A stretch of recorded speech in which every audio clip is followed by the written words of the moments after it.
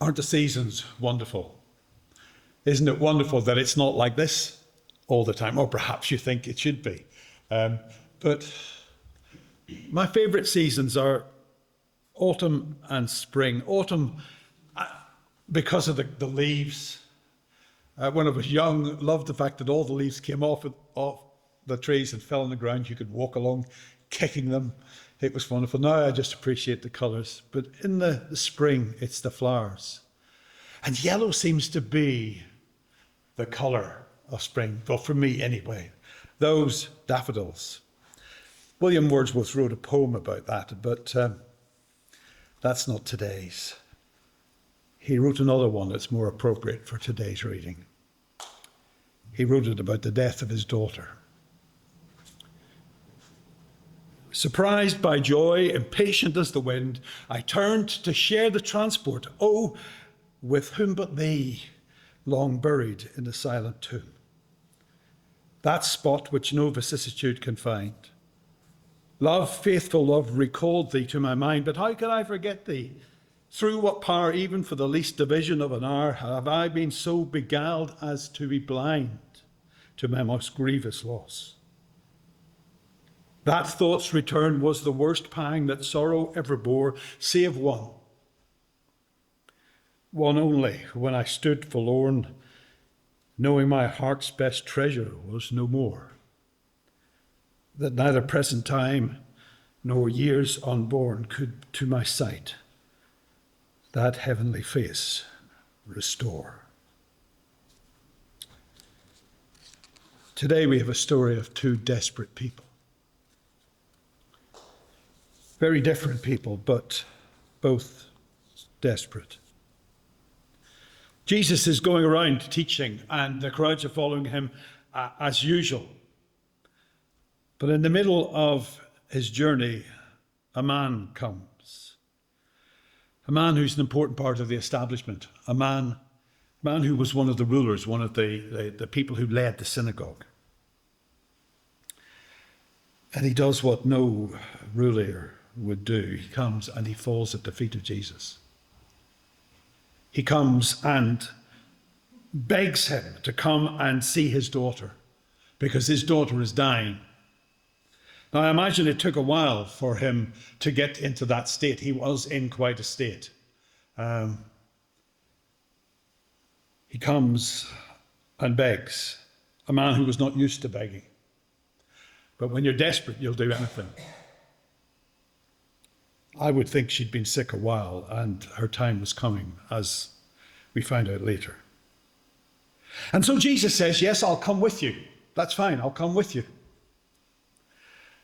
And as they go along, someone else who's desperate does something completely different. Why? Because she's the lowest of the low.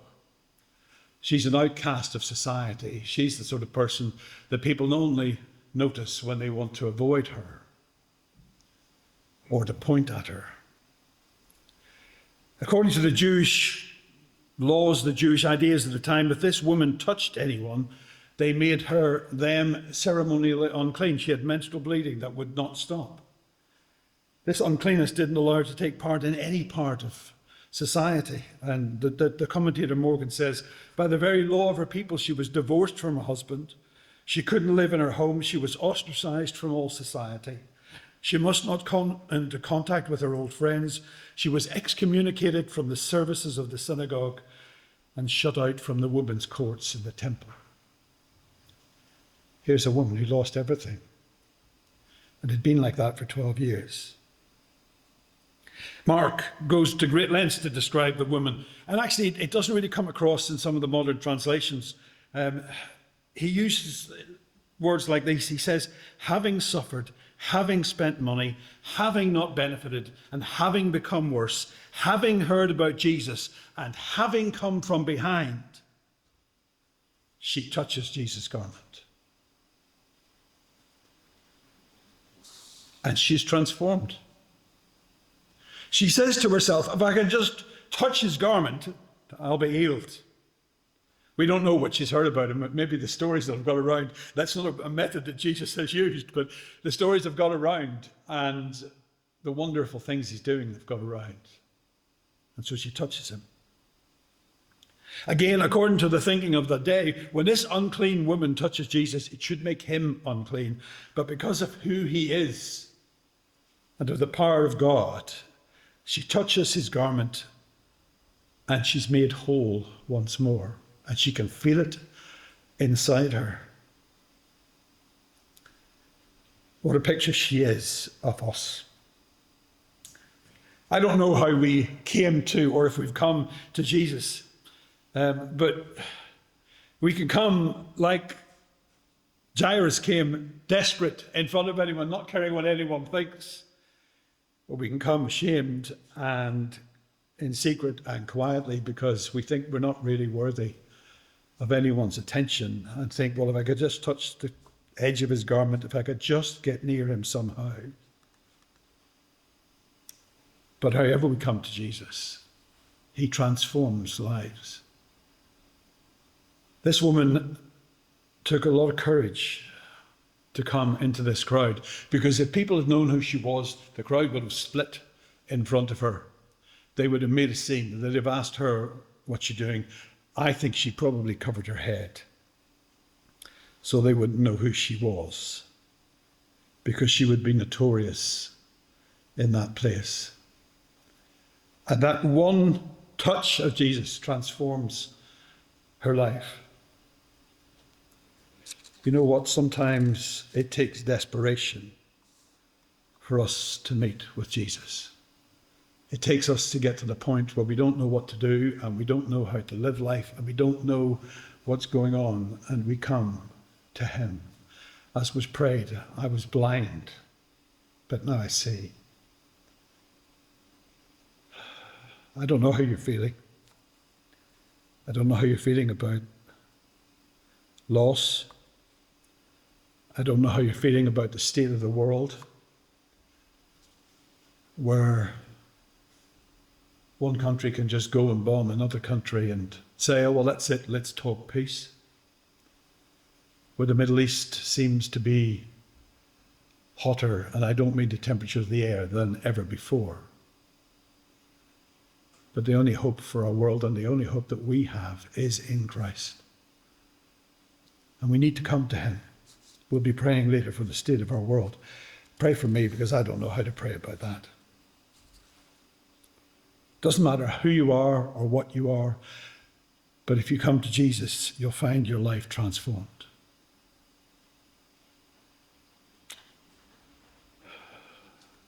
So you think that's over then? You would think so. She creeps up behind him, she touches him, she feels that everything's okay, and she sneaks away. Jesus should carry on his journey to see Jairus' daughter. But no, not being Jesus, he never does what you expect of him. He turns around and I think he makes his disciples laugh, because he says, who touched me? And they look at him, and I think in incredulity, and say, what do you mean, who touched you? We're in the middle of this crowd. You've seen the crowds on TV when someone famous is around, them being jostled and pushed around. That's what was happening. Everyone was touching him. And there may even have been others who actually just reached out and touched him to say, oh, I touched that healer person. The disciples say, everyone's touching you. He says, no, something happened. I felt power go out of me. And he waits. And if what she'd done the first time was hard, then what she did this time was even harder. Because in the middle of this crowd, she comes and again, like Jairus, she falls at his feet and she tells him all that had happened to her. That's how we know about the doctors and the long suffering and all the other things, because she tells the whole thing. I don't imagine it took 30 seconds. She tells the whole sordid story of how her life has been for the last 12 years. And you could think, why did Jesus put her through this? Well, we'll see that in a moment.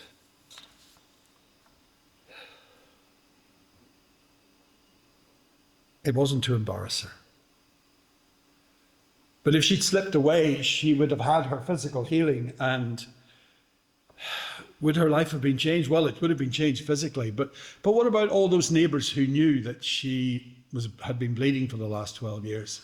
What about those people in the synagogue who wouldn't let her in? What about those people in the court, the temple courts, who would keep her out? No. She needed to come, and she needed to tell her story, and she needed people to see what Jesus had done for her. And then when she leaves, he says to her, "Go in peace, be freed from your suffering." Well, she's already well. He's not talking about what's going on inside her. He's talking about the suffering she's had for the last 12 years in the society that she's been in. That's what he's talking about. And so he sends her away, not only healed on the inside physically, but healed on the insides spiritually as well. And what does he call her? He calls her daughter. We don't know what age she was, but he calls her daughter. He's saying that she's part of a family again, something she's not been part of for 12 years.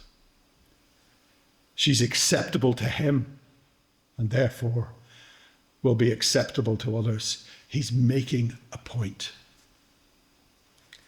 It might have seemed cruel, but actually it was kind. And you know what? Sometimes Jesus does similar things to us. Sometimes we just like to say, "Oh, will you forgive me?" and then sort of get on with life.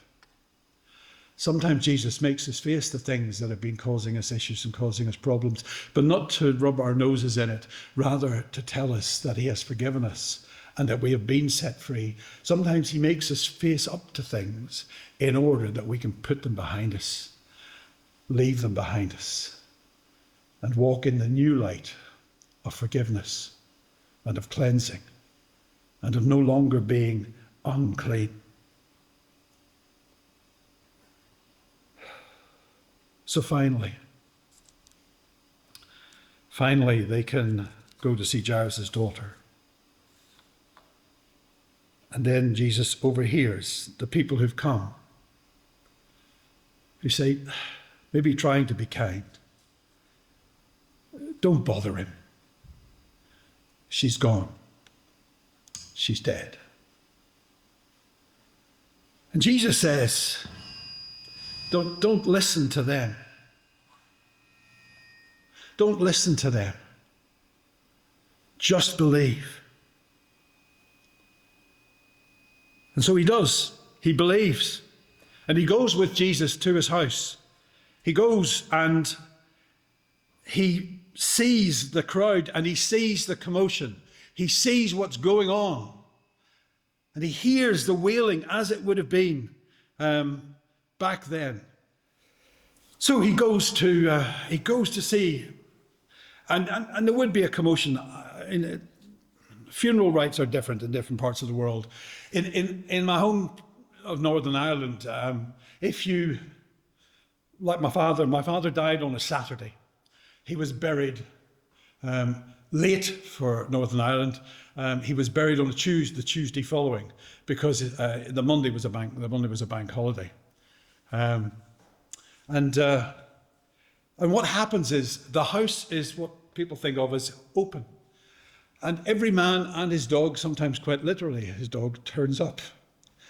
Usually bearing food, so much food that you really hope you've got an empty chest freezer in the garage at the back. Although people do come and eat as well. And they come and they talk, and they talk about the person, they tell stories. They laugh so much to the point that Emma, my daughter, who was just a teenager at the time, asked, "Why is everybody laughing?" When it happened with my mother's death. But that's our tradition. In some other, particularly in Southern Ireland, there's the tradition of a wake with the body being there as well, and a lot of drink being consumed. But what happens here was that you would have mourners. They would be professional mourners. They would be paid. You would expect to have at least two who would make the most awful noise because an awful thing had happened. And so they turned up, and there's weeping and wailing and gnashing of teeth. And it's complete and utter chaos. So Jesus has just taken Peter, James, and John with him, as well as Jairus, to the home. And he looks at all this going on. And he tells them not to worry, that she's not dead, she's just asleep. And they all think he's absolutely crazy. They know when someone's dead or not. We'll think about that a bit more in a moment. And in they go. They go and meet this girl. And what does he do? He just takes her hand and tells her to get up. And up she gets. Wanders about, and he says, "Oh, give her something to eat." Turns out she's 12. She was born in the same year as this woman's trouble began, the woman who'd been healed. Both of them have their life restored. And Jairus learns that this man that he fell at the feet of can conquer even death itself. But what does Jesus say then? He says, "Don't tell anyone what's happened." Sorry, Lord, what a stupid thing to say, unless we really think about it. What a silly thing to say. There's been this man has come and fallen at the feet of Jesus. There's been a crowd, there's been an incident with a woman healed, and she stopped bleeding, and she's been the talk of the town for the last 12 years. And then they go to the place where she's died, and there's weeping and wailing, and the mourners have been paid. And Jesus goes into the room, and he raises her from the dead. And then he says, "Don't tell anyone." That's what the "she's just asleep" was about. Oh, she was dead. But Jesus didn't want notoriety for this girl. He didn't want notoriety for Jairus. He didn't want great fuss. He didn't want him to get in trouble with the authorities because he'd asked Jesus to help his daughter.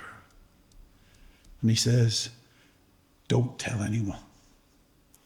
We're still talking about it 2,000 years later. Again, Jesus thinks of the person behind the miracle, the person behind the incident.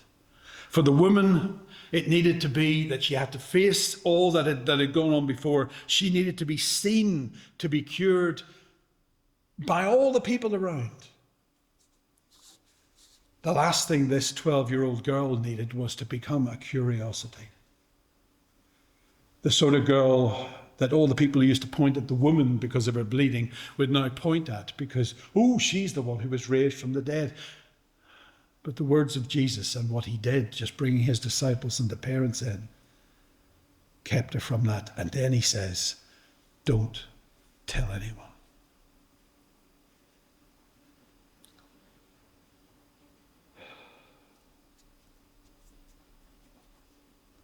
You know, as Christians, we need to learn sometimes to keep our mouths shut.